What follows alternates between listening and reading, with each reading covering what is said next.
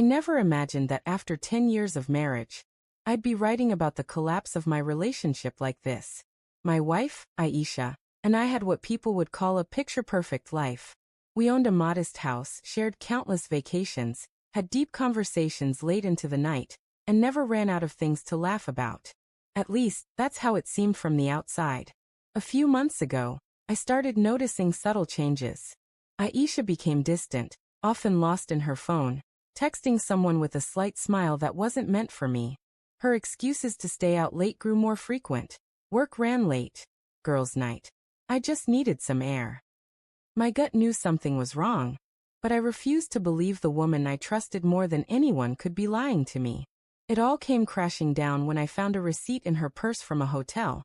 A 5-star one we had once saved for an anniversary trip. But the date wasn't our anniversary. It was last Tuesday.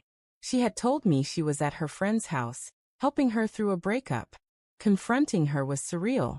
She didn't deny it. Her face went pale and she whispered, "I didn't want to hurt you." That made me laugh bitterly. She had already hurt me in the most irreversible way. She told me it wasn't just a fling, that she had fallen in love with someone else. His name was Horace, a man she had met at a corporate retreat. I packed a bag that night and left the house, giving her space and taking mine. I moved in with my brother, trying to make sense of how my world had crumbled in mere seconds. Aisha didn't contact me for a while, and I assumed she was starting a new life with Horace. I told myself I needed to accept that my marriage was over. Then about 3 weeks later, I got a call from her. She was sobbing, her voice broken and barely coherent. I wasn't prepared for what she said. "He doesn't want me anymore. He said he never planned on leaving his wife." I said nothing. My silence My was silence the only was power the I only had power left. I had left. Over the next few days, she kept reaching out. Texts, voicemails, emails. She apologized profusely, admitted to being foolish, begged for another chance. She claimed she had been blinded by excitement and novelty, and didn't realize what she was throwing away. I wish I could say her words moved me. They didn't. I visited the house once, just to pick up some papers. She looked like a ghost of the woman I once loved. No makeup, swollen eyes, trembling hands. She tried to hug me, but I stepped back. "You made your choice," I said.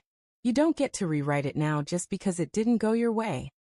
What hurt the most was how easily she had betrayed me for someone who wasn't even serious about her. I wasn't just angry, I was ashamed. Ashamed that I had believed in us for so long while she was building something behind my back. Some of our mutual friends sided with her, shockingly. "She made a mistake," they said. "People deserve second chances." But I knew better. Infidelity isn't a mistake. It's a series of conscious decisions. You don't just trip and fall into someone else's bed. Despite everything, I wasn't vengeful. I didn't curse her out or ruin her reputation. I simply disconnected. I needed peace more than closure. My dignity was worth more than a reconciliation built on lies and regret. The irony is, now she's trying to be everything she wasn't for the past year. Cooking, texting me sweet things, leaving long messages about our memories. But it's too late. You can't treat someone like an option and expect to be their priority again. Sometimes I sit and wonder if I'll ever trust someone that deeply again. Maybe I will, maybe I won't. But I know I'd rather be alone with my self-respect than entangled with someone who only came back when their backup plan failed. It's strange how love can turn into something you don't recognize anymore. I dawn.